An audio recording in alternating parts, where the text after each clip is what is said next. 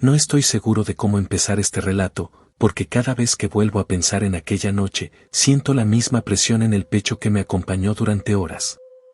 Lo que voy a contar ocurrió hace algunos años, cuando acepté un turno de guardia en un pequeño campamento de construcción al norte de Durango. En ese tiempo yo trabajaba como ayudante de seguridad para distintas obras, y era común que nos contrataran solo por algunas noches para vigilar maquinaria o materiales. El sitio estaba a varios kilómetros del poblado más cercano, rodeado de caminos de tierra y laderas secas que parecían interminables. Me asignaron la medianoche en adelante, con la tarea de vigilar que nadie intentara robar combustible o equipo. El contratista me entregó una linterna, un radio de mano y un viejo rifle que en teoría servía solo para disuadir, porque ni siquiera estaba seguro de que funcionara. No había electricidad en el lugar, solo un par de lámparas de batería cerca de la caseta principal.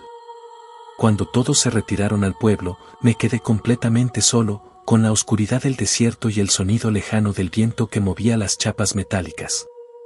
La primera hora pasó sin problemas. Caminé alrededor de la zona, revisando los camiones estacionados, las pilas de cemento cubiertas con lonas y los tambores de diésel que tanto interesaban a los ladrones. En cierto momento pensé en encender un cigarro, pero me detuve. Recordé que a veces los grupos que se dedicaban al robo observaban a los vigilantes desde lejos, esperando cualquier distracción. La idea de ser observado desde la nada me puso alerta. A eso de la 1 de la mañana, mientras recorría el lado más apartado del terreno, escuché el ruido seco de piedras rodando cuesta abajo. Apunté la linterna hacia la ladera y solo vi matorrales. Me quedé quieto, intentando distinguir algún movimiento, pero el silencio regresó de golpe. Decidí acercarme un poco, convencido de que podía ser un animal.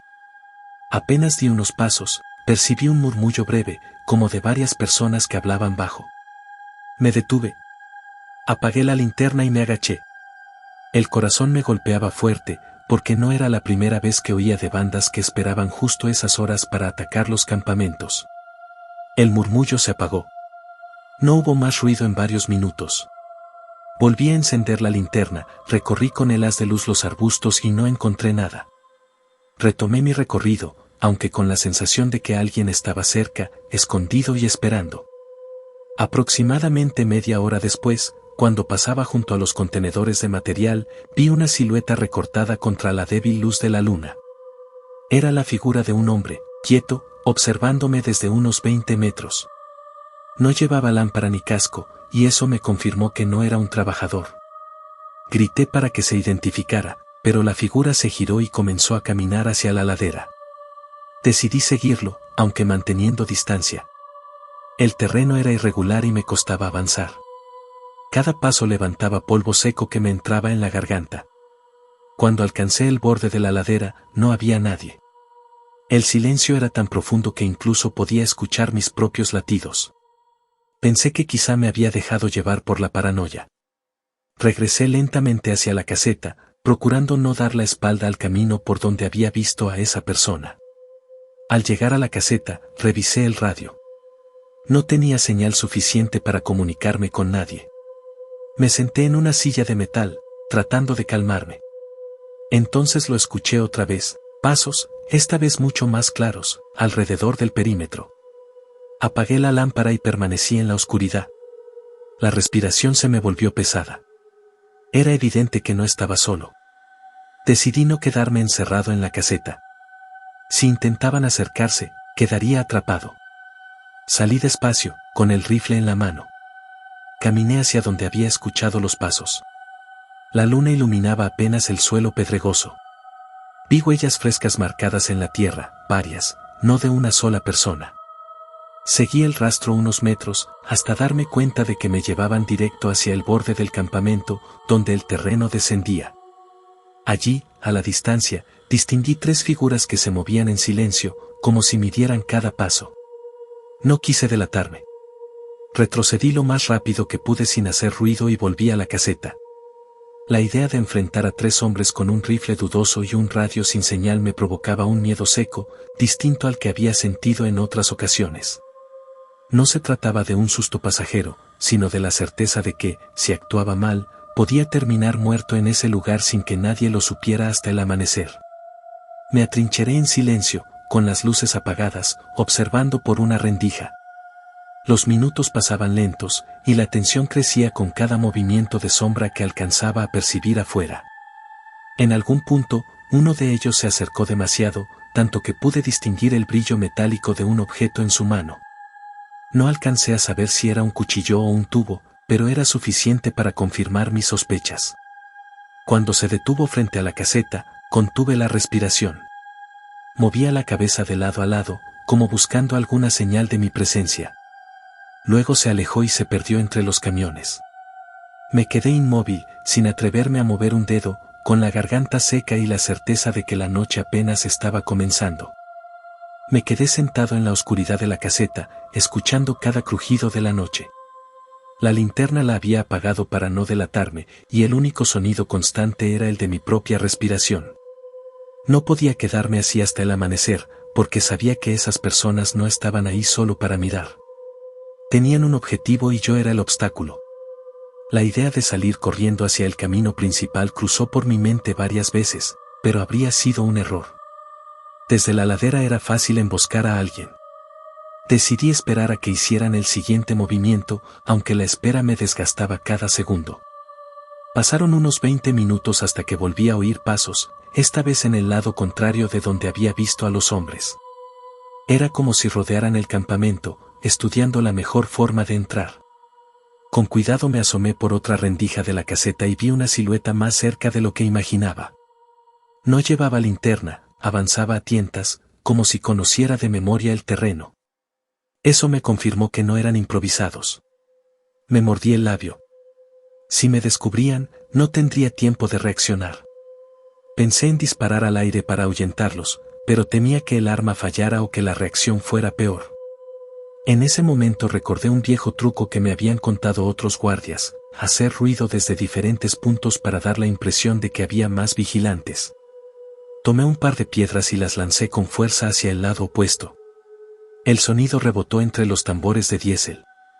Unos segundos después escuché voces rápidas, murmurando algo que no entendí. Se quedaron quietos. Después, el silencio. El truco funcionó solo por un rato. No pasó mucho antes de que uno de ellos intentara abrir la puerta de la caseta. El chirrido del picaporte me paralizó. Con el rifle en las manos me acerqué despacio, tratando de controlar el temblor. Golpearon suavemente la lámina, como para medir si había alguien dentro. Sentí que el corazón se me iba a salir. Finalmente se alejaron, pero sabía que volverían. Decidí cambiar de estrategia. Tomé la linterna y el rifle, y salí por la ventana trasera, que apenas se sostenía con un par de bisagras. Avancé agachado entre los montones de grava hasta llegar a uno de los camiones. Desde allí tenía una mejor vista del perímetro. Conté al menos 3 sombras moviéndose con cuidado, pero no en grupo, sino dispersas. Eso era lo más preocupante, parecían organizados. Me escondí detrás de una llanta gigante y esperé. Cuando uno de ellos pasó a pocos metros, pude escuchar cómo respiraba agitado, como si llevara rato husmeando. En la penumbra distinguí un machete colgando de su mano. No tuve dudas de que estaban dispuestos a usar la violencia. El tiempo se volvió pesado. El reloj marcaba casi las 3 de la mañana. Pensé en lo absurdo de mi situación. Ahí estaba yo, solo, mal armado, cuidando materiales que ni siquiera me pertenecían, enfrentado a personas que tal vez ya habían decidido cómo saldría esa noche. En un momento de desesperación, apreté el gatillo hacia el aire. El rifle funcionó, aunque el estruendo retumbó más de lo que esperaba. El disparo quebró el silencio del desierto y provocó un movimiento inmediato. Los hombres corrieron hacia la ladera, perdiéndose entre los arbustos. Aproveché para cambiar de posición, trepando con torpeza a la cabina de un camión. Desde ahí vigilé con la linterna encendida, convencido de que no volverían. Pero regresaron. No pasaron ni 10 minutos cuando vi de nuevo las sombras entre los matorrales. Esta vez no se acercaron tanto, se mantuvieron a la distancia, observando. Ese fue un juego aún peor, la incertidumbre de saber que estaban ahí, pero sin intención de atacar de inmediato. Era como si esperaran a que el cansancio o el miedo me obligaran a rendirme. La madrugada se alargó. Entre las 4 y las 5, apenas podía mantener los ojos abiertos. Cada ruido me hacía brincar. En un par de ocasiones creí verlos de nuevo, pero no estaba seguro si eran ellos o mi imaginación. La oscuridad jugaba conmigo. El amanecer trajo un alivio extraño. La claridad poco a poco fue revelando el terreno vacío, y no había rastros de ellos cerca de la caseta. Decidí no bajar la guardia hasta que llegó la camioneta del contratista con los trabajadores. Cuando los vi aparecer por el camino, supe que había sobrevivido a la noche más larga de mi vida. Les conté lo ocurrido. Algunos se rieron con nerviosismo, otros revisaron el terreno y encontraron huellas recientes, marcas de zapatos en la tierra y restos de envolturas de comida escondidas entre las piedras. Eso confirmó que no había sido producto de mi imaginación. Eran personas reales, que tal vez planeaban algo más grande. Esa mañana, el contratista decidió reforzar la seguridad con más guardias y luces portátiles. Yo nunca volví a ese campamento. Acepté que había tenido suerte, porque la diferencia entre volver a casa o desaparecer sin rastro dependió de un solo disparo al aire. Desde entonces, cada vez que escucho un crujido en la oscuridad me acuerdo de esa noche en que aprendí que no siempre el peligro tiene rostro fantasmal. A veces basta con hombres de carne y hueso que deciden aprovechar la soledad y el silencio de la medianoche para poner tu vida en juego.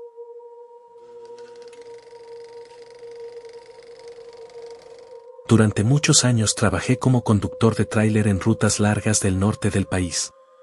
Quien se dedica a eso sabe que las horas más complicadas no son las de tráfico en las ciudades, sino las de la madrugada, cuando la carretera parece un corredor interminable donde el sueño y el miedo se confunden. Lo que voy a contar sucedió en una de esas noches, y aunque no tiene nada de sobrenatural, me dejó claro lo frágil que puede ser la vida cuando uno se encuentra en el lugar equivocado. Era medianoche cuando crucé un tramo solitario entre Zacatecas y Coahuila. La luna apenas iluminaba las llanuras desiertas y el viento golpeaba con fuerza los costados del tráiler. Había poco movimiento de otros vehículos, apenas algún camión en dirección contraria cada media hora. Mi cargamento era valioso, piezas de maquinaria que debía entregar en una mina, y por eso me habían advertido que extremara precauciones. Encendí la radio de banda corta para mantenerme despierto, pero solo se escuchaban chasquidos y voces distantes de otros camioneros. La recta era interminable, y en cierto punto sentí que el sueño comenzaba a ganarme. Decidí detenerme en una pequeña gasolinera de paso, que funcionaba de manera casi clandestina, con un solo surtidor y una caseta oxidada. Allí compré un café tibio y charlé unos minutos con el encargado, que me advirtió con pocas palabras: ten cuidado más adelante, han estado asaltando por las brechas. Su tono fue tan serio que no lo tomé como rumor, sino como advertencia real. Regresé al camino, tratando de mantener la calma. Durante casi una hora no ocurrió nada. Luego, cuando la carretera atravesó una zona de colinas bajas, noté un par de luces rojas más adelante, como de un vehículo detenido. Reduje la velocidad pensando en un accidente. A medida que me acerqué distinguí una camioneta atravesada en el carril derecho, con la cajuela abierta. 2 hombres fingían revisar el motor con una lámpara. Algo en la escena me hizo dudar. El tráiler es difícil de detener y volver a poner en marcha en segundos, así que mantuve distancia. Entonces vi lo que confirmaba mis sospechas: un tercer hombre salió de la oscuridad y corrió hacia la camioneta, como si esperara que me acercara demasiado. Frené de golpe, pero en lugar de detenerme del todo, bajé un cambio y aceleré al carril contrario, pegándome a la línea amarilla. La camioneta se movió, intentando bloquearme, pero por suerte había espacio suficiente para esquivarla. Aún así, escuché un golpe en la parte trasera del tráiler, como si alguien hubiera lanzado una piedra o un objeto metálico. No quise mirar atrás. Solo mantuve el acelerador a fondo hasta que las luces quedaron lejos. El corazón me martillaba. Sabía que no estaba fuera de peligro. Miré por el retrovisor y confirmé lo que temía: 2 camionetas encendieron sus faros y comenzaron a seguirme. No eran coincidencias. Eran ellos. La carretera era solitaria y no había donde pedir ayuda. Recordé que en ese tramo había una desviación hacia un poblado pequeño, pero debía calcular bien, porque si me salía sin más podían atraparme en un camino de tierra. Mi única ventaja era la potencia del tráiler en línea recta, aunque en las curvas era vulnerable. Los perseguidores no tardaron en acercarse. Una de las camionetas se emparejó por el lado izquierdo, encendiendo y apagando las luces para intimidarme. El otro vehículo se mantuvo atrás, como cerrando el paso. Me mordí la lengua para no perder la concentración. Si frenaba, quedaba atrapado. Si intentaba embestirlos, podía volcar. Fue entonces cuando decidí usar el peso del tráiler a mi favor. Cuando uno de los vehículos trató de rebasarme por el lado derecho, moví el volante apenas unos centímetros, obligándolo a salirse al borde de la carretera. Escuché cómo las llantas rechinaban en la grava, y el conductor tuvo que maniobrar para no volcar. Eso me dio unos segundos de ventaja, pero no lo suficientes. La persecución continuó. El reloj marcaba la 1:30 de la mañana. El café que había tomado ya no me mantenía despierto, sino en un estado de alerta casi doloroso. Pensaba en mi familia, en lo absurdo que sería morir ahí, en medio de un camino desierto, por un cargamento que ni siquiera me pertenecía. En un punto, la camioneta que iba detrás apagó los faros. Solo vi la silueta oscura siguiéndome, y ese detalle me heló la sangre. No se trataba de improvisados, sabían lo que hacían. La carretera comenzó a inclinarse hacia un valle estrecho. Las colinas a los lados cerraban el panorama y sentí que me llevaban a una trampa. Mis manos sudaban sobre el volante, y la radio solo escupía estática. Por un momento pensé en detenerme y enfrentar lo que viniera, pero el instinto me decía que debía seguir avanzando. Y tenía razón, porque lo que ocurrió después me confirmó que aquellos hombres no estaban jugando. El valle se estrechaba y la carretera serpenteaba entre laderas oscuras. El tráiler pesaba demasiado para tomar las curvas con rapidez, y eso me dejaba en clara desventaja. Por el retrovisor vi cómo la camioneta que me seguía sin luces se acercaba cada vez más. La otra, que había logrado recuperarse tras salirse un poco del camino, volvió a emparejarse, intentando obligarme a detenerme. El aire dentro de la cabina se volvió sofocante. Abrí un poco la ventanilla y el viento de la madrugada entró helado, mezclándose con el olor a metal caliente del motor. Tenía que pensar con calma, aunque la adrenalina me nublaba las ideas. Si cometía un error, no habría margen de corrección. La camioneta de la izquierda comenzó a cerrarme el paso. Uno de los hombres asomó medio cuerpo por la ventanilla, sosteniendo algo que parecía un tubo metálico. Golpeó el costado de mi tráiler, como una amenaza. Mi primera reacción fue girar el volante bruscamente hacia el carril contrario, obligándolo a frenar para no estrellarse. Aproveché ese instante para acelerar cuesta abajo, con la esperanza de ganar distancia. El motor rugió con fuerza, y las toneladas de carga me empujaron ladera abajo. No era una maniobra segura, pero era lo único que podía hacer. La velocidad aumentó y, por un momento, logré separarme de las camionetas. El alivio duró poco. Los vi aparecer de nuevo en el retrovisor, como dos animales hambrientos que no soltaban a su presa. Al final del valle la carretera se abría en una bifurcación. Recordé el consejo del encargado de la gasolinera: las brechas eran usadas por los asaltantes. Si me metía en una de ellas, sería el final. Debía seguir por la vía principal, aunque me costara. De pronto, la camioneta que me seguía sin luces encendió los faros de golpe, cegándome con la intensidad repentina. Levanté el brazo para cubrirme, pero no podía soltar el volante. El tráiler se tambaleó y casi se salió de la carretera. La carga golpeó con violencia dentro de la caja. Me vi obligado a bajar la velocidad, y en ese momento la otra camioneta reapareció a un lado. No sé de dónde saqué valor, pero decidí arriesgarme. Giré el volante con fuerza hacia la camioneta, usando todo el peso del tráiler. El impacto fue brutal. Escuché el rechinido del metal, el chillido de las llantas y luego vi cómo el vehículo se iba contra la cuneta. Perdí el control por unos segundos y sentí que el tráiler se inclinaba demasiado, pero logré enderezarlo. El retrovisor me mostró la escena clara: la camioneta había quedado semivolcada en la grava, con las luces parpadeando. No sabía si los hombres estaban heridos, pero no me detuve a averiguarlo. El otro vehículo todavía me seguía. La persecución continuó, aunque con más distancia. Yo ya no pensaba con claridad, solo quería llegar a un lugar habitado. Por fin, después de lo que pareció una eternidad, distinguí a lo lejos un pequeño retén improvisado de la Guardia Nacional. Las luces intermitentes me dieron un respiro que casi me hizo llorar. Toqué el claxon con insistencia y reduje la velocidad. Los guardias salieron de la caseta, apuntando sus lámparas hacia mí. La camioneta que aún me perseguía se detuvo en seco a unos 100 metros, apagó los faros y dio la vuelta en la oscuridad. Nunca sabré quiénes eran ni qué planeaban exactamente, pero estaba claro que no querían enfrentarse a la autoridad. Les conté a los guardias lo que había ocurrido. Al principio parecieron incrédulos, pero cuando revisaron el costado del tráiler y vieron los golpes y las marcas de impacto, me creyeron. Una patrulla salió en dirección contraria, aunque en ese tramo perder a alguien en la noche es muy sencillo. Me quedé un par de horas en el retén, recuperándome del susto. Temblaba sin control, no por el frío, sino por el peso de haber estado tan cerca de perderlo todo. Cuando retomé el camino, ya amanecía, y el cielo comenzaba a aclararse en tonos grises.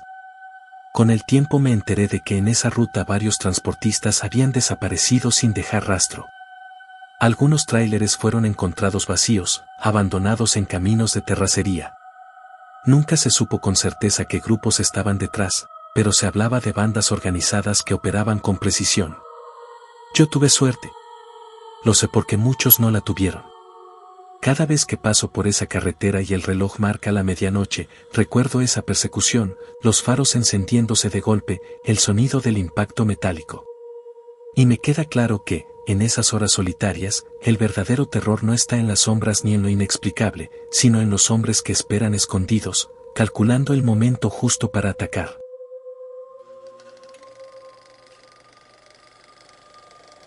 Nunca me había interesado demasiado por las historias de brujería hasta que me tocó experimentar algo que, hasta hoy, no consigo explicar por completo.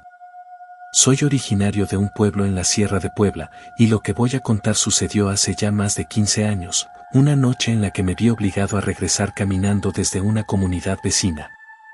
Era tiempo de feria patronal y yo había ido con unos amigos a un pueblo cercano, donde la fiesta se alargó más de lo previsto.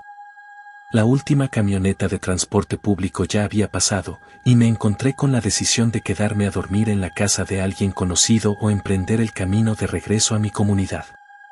Opté por lo segundo. Tenía que madrugar al día siguiente y no me gustaba la idea de ausentarme sin avisar a mi familia. El trayecto no era demasiado largo, unas 2 horas a pie, pero el detalle era que debía atravesar un tramo despoblado, con milpas a un lado y barrancos al otro. Esa noche no había luna, y la oscuridad parecía tragarse el camino. Apenas se distinguían las piedras del sendero con la poca luz que daban las estrellas. Durante la primera media hora avancé sin problemas, aunque la sensación de estar siendo observado apareció pronto. Los perros de las casas alejadas comenzaron a ladrar en cadena, como si algo pasara por los patios. No era común, porque a esas horas los animales suelen estar echados. Me tranquilicé pensando que podían haber olido algún zorro. Sin embargo, al internarme más en la vereda, comencé a escuchar un silbido leve, repetido con intervalos regulares. Al principio creí que era el viento entre las ramas, pero pronto comprendí que el sonido se desplazaba, como si alguien silbara para guiarme o anunciar su presencia. Me detuve varias veces, esperando que se apagara, pero cada pausa era seguida de un silbido más cercano. En el pueblo existen relatos de mujeres que se reúnen en los cerros para hacer rituales. No sé cuánto hay de cierto en esas historias, pero esa noche el recuerdo me hizo acelerar el paso. El sendero pasaba junto a una parcela abandonada donde, según los viejos, se habían visto luces extrañas. No quise mirar hacia ese lado, pero fue inevitable notar un resplandor débil, como de brasas encendidas en medio de la milpa. La curiosidad me obligó a detenerme. A la distancia distinguí al menos 3 figuras alrededor del resplandor. No había música ni voces, solo movimientos lentos, como si danzaran en silencio. No eran campesinos cuidando la cosecha, lo supe de inmediato por la hora y la manera en que sus cuerpos parecían encorvarse de forma antinatural. Uno de ellos levantó algo que brilló bajo la luz rojiza, y me estremecí al pensar que pudiera ser un cuchillo. Me aparté del sendero y caminé entre matorrales, tratando de rodear el lugar sin ser visto. Pero el silbido volvió, ahora desde otro punto, más adelante en el camino. Era un silbido humano, grave y persistente, como si supieran exactamente dónde estaba. La piel se me erizó. No tenía sentido que alguien jugara a espantarme a esas horas, en medio de la nada. Apuré el paso, casi corriendo. El camino descendía hacia un arroyo seco, y las piedras sueltas hacían difícil mantener el equilibrio. Fue ahí donde escuché por primera vez algo distinto, un murmullo de voces femeninas, al unísono, como un rezo apagado que se mezclaba con el viento. Me giré, y al otro lado del arroyo vi a las 3 figuras que había notado junto al resplandor. Ahora estaban de pie, inmóviles, mirándome. No supe cómo habían llegado tan rápido. No había tiempo suficiente para que se movieran de aquel sitio a donde ahora las veía. Sentí un impulso casi animal de correr, y así lo hice. Crucé el arroyo con torpeza, cayendo sobre mis rodillas y raspándome las manos, pero me levanté y seguí avanzando. Los murmullos cesaron de golpe, y el silencio volvió a ser absoluto. Tras varios minutos de carrera, el cansancio me obligó a detenerme. El corazón me golpeaba con fuerza y apenas podía respirar. Miré hacia atrás, nada. Ni un resplandor, ni silbidos, ni figuras. Me convencí de que la oscuridad, el cansancio y el miedo me habían jugado una mala pasada. Pero al girarme de nuevo hacia el camino, me encontré con algo que me heló la sangre. Sobre una cerca de madera, justo frente a mí, colgaban 3 aves negras, como cuervos, inmóviles, con las alas extendidas. No se movían, no aleteaban, no hacían ningún ruido. Parecían puestas allí a propósito. Me paralicé. Recordé lo que mi abuela decía cuando alguien encontraba aves muertas en lugares extraños. Era señal de trabajos de brujería, de advertencias lanzadas contra los incautos. No me atreví a tocarlas. Con cuidado rodeé la cerca, evitando mirarlas demasiado tiempo. El resto del camino se me hizo eterno. Cada sombra parecía una figura esperándome. Cada sonido del monte me recordaba el silbido. Cuando por fin vi las primeras casas de mi pueblo, el gallo del vecino cantó, anunciando que estaba por amanecer. Nunca había sentido tanto alivio en mi vida. Esa mañana, ya en casa, intenté explicarle a mi madre lo sucedido. Ella me escuchó en silencio y me pidió que no contara nada más a los demás. Solo me aconsejó rezar y encender una vela frente a la imagen de la Virgen, para dar gracias por haber regresado. No insistió en darme una explicación, pero en sus ojos leí la certeza de que había estado cerca de algo peligroso, algo que no se nombra. Pasaron los días, y quise convencerme de que había sido solo mi imaginación. Pero una semana después, al pasar de nuevo por el mismo tramo de vereda, encontré restos de velas negras y figuras de barro quebradas sobre la tierra. Lo que había visto no era un sueño ni una alucinación. Y desde entonces, cada vez que escucho un silbido en la noche, el recuerdo de aquella caminata regresa con toda su fuerza. Después de encontrar las velas negras y las figuras de barro quebradas en el sendero, algo cambió en mi manera de mirar el pueblo y sus alrededores. Aquello no podía ser simple coincidencia. Yo había pasado por la vereda justo la noche en que esas personas estaban ahí, haciendo quién sabe qué, y era evidente que no se trataba de juegos. Durante varios días evité hablar del tema. Me limité a contar que había escuchado ruidos y que prefería no volver a caminar de noche por ese camino. Pero por dentro no podía quitarme de la cabeza la imagen de las 3 figuras alrededor del resplandor y la forma en que aparecieron después, como si se hubieran adelantado a mi paso. Decidí hacer algo que normalmente no haría, preguntarle a uno de los ancianos del pueblo, don Melitón, que era conocido por saber historias antiguas.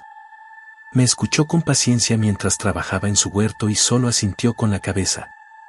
No me interrumpió, pero al final dijo que no debía contar lo sucedido con tanto detalle, porque había cosas que se fortalecen cuando se nombran demasiado. Me advirtió que nunca respondiera a un silbido en el monte de noche y que si volvía a ver resplandores debía alejarme sin mirar atrás. Sus palabras me inquietaron aún más. No me ofreció consuelo ni explicación racional. Solo consejos prácticos para evitar un encuentro futuro. Fue como si aceptara de antemano que lo que vi formaba parte de una realidad que convivía con nosotros en silencio. Un mes después, regresaba tarde de la misma comunidad. Esta vez pedí a un amigo que me acompañara. Caminamos a paso rápido, con lámparas en mano. Durante buena parte del trayecto no ocurrió nada extraño, hasta que, al pasar cerca de la misma parcela abandonada, el aire se volvió pesado, como si costara trabajo respirar. Los perros de las casas lejanas comenzaron a ladrar otra vez, en cadena. Mi amigo lo notó y me dijo en voz baja que aceleráramos. Entonces lo escuché de nuevo, el silbido. Esta vez más grave, como si alguien estuviera muy cerca. Apagamos las lámparas instintivamente. Nos quedamos en la oscuridad absoluta. El silbido se repitió, ahora más atrás, como si algo nos siguiera. Mi amigo me tomó del brazo, y sin necesidad de decir nada supimos que debíamos correr. Llegamos jadeando al pueblo. Cuando por fin vimos las primeras luces, nos detuvimos para recuperar el aliento. Mi amigo me preguntó, con la voz quebrada, si yo había visto algo entre los matorrales. Le respondí que no, pero él juraba que una sombra más grande que un hombre se movía junto a nosotros mientras corríamos. A la mañana siguiente, con la claridad del día, regresamos para revisar el camino. No encontramos huellas humanas, solo ramas quebradas en direcciones extrañas, como si algo pesado hubiera pasado por ahí. Fue entonces cuando decidí que nunca más volvería a transitar por esa vereda de noche. Los años pasaron y la historia quedó como una advertencia que compartía solo con quienes insistían en tomar ese atajo. Nunca pretendí convencer a nadie, porque cada persona en el pueblo tiene sus propios relatos de cosas que no se explican. Lo curioso es que muchos coinciden en el mismo detalle, el silbido en la medianoche. Algunos dicen haberlo escuchado al volver de fiestas, otros mientras cuidaban ganado en los cerros. Nadie asegura haber visto claramente quién o qué lo produce, pero el temor es compartido. Con el tiempo me atreví a regresar de día a la parcela abandonada. Entre la maleza aún quedaban restos de velas, pedazos de tela enterrados y marcas de fuego en círculo. Era claro que ahí se habían hecho rituales en repetidas ocasiones. No llevé nada conmigo, ni siquiera una rama como recuerdo. Sentí que no debía tocar nada.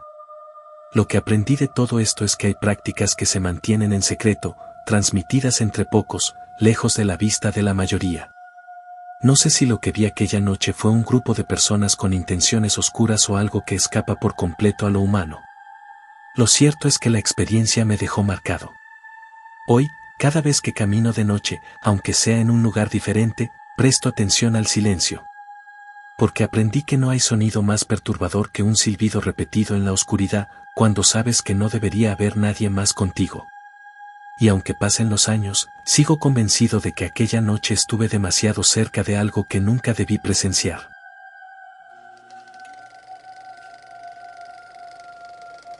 No recuerdo en qué momento exacto comenzó a gestarse mi obsesión por aquel edificio abandonado en el centro de la ciudad. Tal vez fue desde niño, cuando pasaba frente a sus enormes portones de madera y me preguntaba qué guardaban detrás. Los mayores solían decir que allí había funcionado un convento hace más de un siglo, y que después, sin razón aparente, las monjas lo dejaron vacío. Con el paso de los años nadie quiso ocuparlo, ni siquiera para oficinas o bodegas, y terminó convertido en un cascarón oscuro en medio de las calles iluminadas. Hace poco, mientras trabajaba en un proyecto universitario sobre arquitectura colonial, me tocó revisar archivos históricos en la biblioteca municipal. Ahí encontré referencias al convento, notas antiguas sobre donaciones de tierras, disputas con familias adineradas y, lo más inquietante, informes de desapariciones ocurridas en las cercanías en distintos años. La policía de la época nunca encontró culpables, pero los rumores apuntaban a túneles que conectaban el convento con otras casas del barrio antiguo. Esa mezcla de historia y misterio me llevó a decidir que, tarde o temprano, debía entrar. No planeaba hacerlo solo, así que invité a 2 compañeros de la facultad que compartían el interés por explorar lugares olvidados. Esperamos una noche de fin de semana, cuando las calles se vaciaban más temprano y el ruido de la ciudad se apagaba. Llegamos poco antes de la medianoche. La fachada se alzaba imponente, con la pintura carcomida y las maderas hinchadas por la humedad. Las rejas estaban oxidadas, pero un costado tenía un hueco por donde nos escurrimos. Llevábamos lámparas pequeñas, libretas para anotar y la firme decisión de no causar destrozos. Al cruzar el portón interior, un silencio absoluto nos envolvió. Ni el eco de los carros alcanzaba ese lugar. Lo primero que notamos fue el olor, una mezcla de polvo, humedad y algo más indefinible, como cera vieja. El piso de piedra estaba agrietado, y sobre las paredes aún colgaban restos de retablos de madera. Avanzamos por lo que parecía un claustro central. Las columnas rodeaban un patio cubierto de maleza. En un rincón, un pozo tapado con tablas se hundía en la oscuridad. Uno de mis compañeros bromeó con que de ahí habían sacado los cuerpos de las desapariciones antiguas, pero nadie se rió. Decidimos dividir el recorrido en tres. Yo revisaría la capilla principal, mientras los otros dos se adentraban por los pasillos laterales. La capilla estaba casi intacta. El altar mayor se erguía aún con su estructura de piedra, aunque las imágenes religiosas habían sido arrancadas. Sin embargo, las marcas en las paredes revelaban que alguien había colocado velas en tiempos recientes. Había restos de cera derretida en el piso, formando círculos irregulares. Mientras observaba aquello, escuché un golpe seco en el techo. Miré hacia arriba, esperando ver alguna paloma, pero no había movimiento. Apagué la lámpara unos segundos para acostumbrar la vista a la penumbra. Fue entonces cuando noté una figura oscura en la parte alta, inmóvil, como pegada a la pared. No emitía sonido, no se movía, solo permanecía allí. Encendí de nuevo la lámpara y el espacio estaba vacío. Preferí no comentarlo aún y me reuní con mis compañeros en el patio. Ellos habían encontrado habitaciones con puertas de hierro, pequeñas y sin ventanas. Deducimos que podían haber sido celdas de retiro. Lo extraño era que en varias de ellas, sobre las paredes, había símbolos grabados con algún objeto punzante. No eran cruces ni iniciales, parecían espirales torcidas que se repetían. La inquietud creció cuando llegamos a un corredor en ruinas que conectaba con el sótano. Bajamos por una escalera de piedra húmeda. Allí el aire estaba más denso, como si lleváramos encima todo el peso de los muros. La primera sala que encontramos estaba llena de estantes carcomidos y libros apilados, cubiertos de polvo. Varios estaban abiertos en la misma página, donde podían leerse fragmentos de oraciones en latín mezcladas con notas manuscritas. De repente escuchamos pasos arriba, en la planta donde habíamos estado. Apagamos las lámparas y contuvimos la respiración. Los pasos se desplazaban lentamente por el pasillo. Pensamos que tal vez otro grupo se había colado, pero lo extraño era que no se escuchaba voz alguna, ni el roce de ropa, solo un ritmo pausado que se interrumpió de golpe. Uno de mis compañeros susurró que debíamos salir. Antes de hacerlo, quise revisar una última habitación al fondo del sótano. La puerta estaba entreabierta. Empujé despacio y lo que vi me paralizó. En medio de la sala, perfectamente trazado en el suelo, había un círculo de calorías. Dentro, un manojo de flores secas, trozos de madera ennegrecidos y un rosario incompleto. Parecía un altar improvisado, pero no de origen religioso común. En ese momento el silencio se rompió con un susurro prolongado que pareció rodearnos. No era una voz clara, sino un murmullo que se mezclaba con el aire.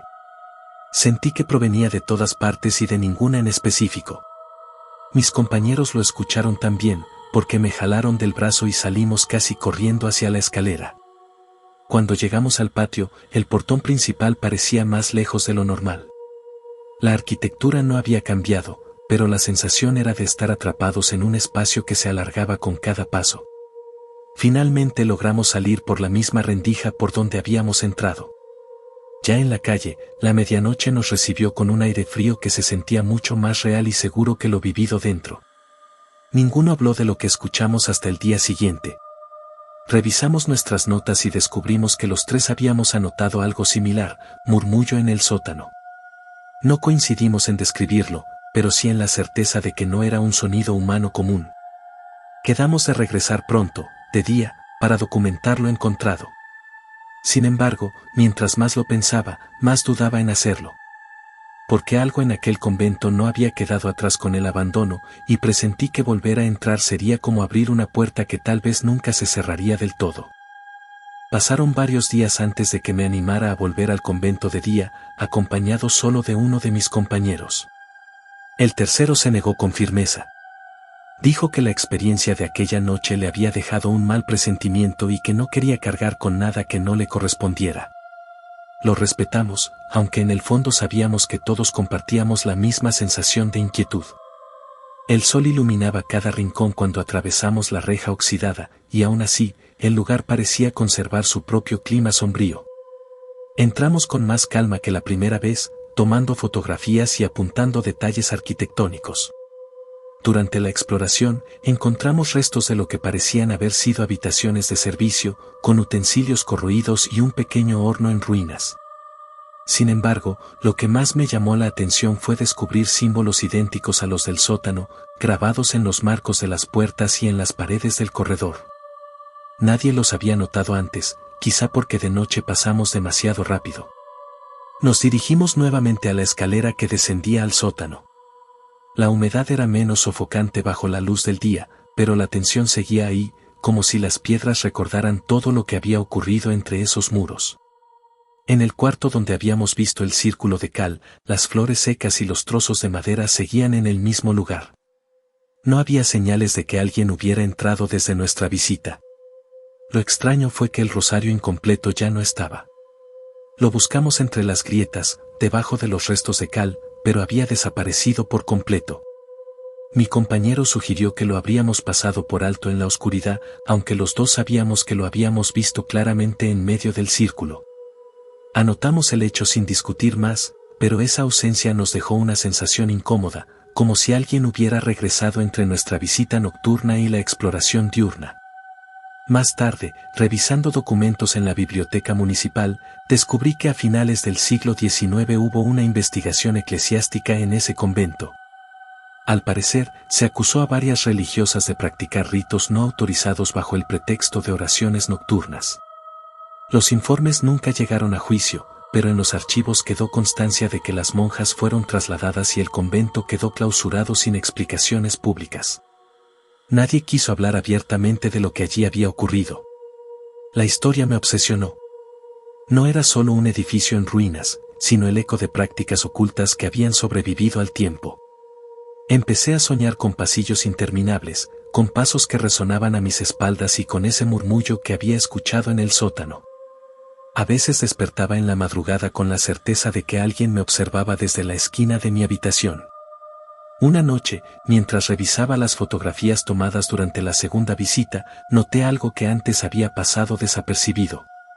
En la imagen del altar de la capilla, justo detrás del espacio vacío donde alguna vez estuvo una imagen religiosa, se apreciaba una sombra alargada, más oscura que la penumbra natural. Revisé las otras fotos y en dos más aparecía la misma figura, siempre en segundo plano, siempre inmóvil. No quise compartirlo con mis compañeros de inmediato. Guardé las fotos en una carpeta aparte y traté de ignorarlas. Pero el recuerdo del murmullo me perseguía.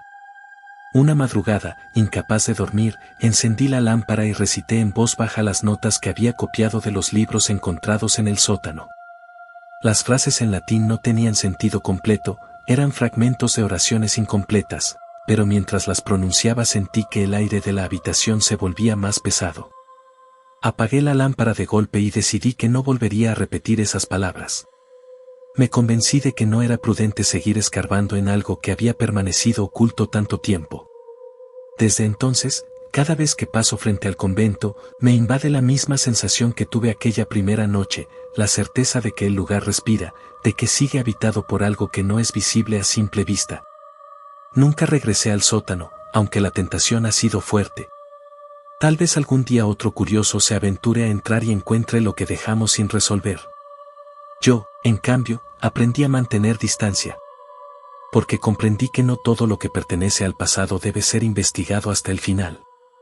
Hay secretos que prefieren seguir encerrados en las paredes, en los túneles y en los silencios de la medianoche. Y cada vez que recuerdo el murmullo, me repito lo mismo: salir aquella noche a tiempo fue lo único que evitó que yo también me quedara atrapado en la historia oscura de ese convento abandonado.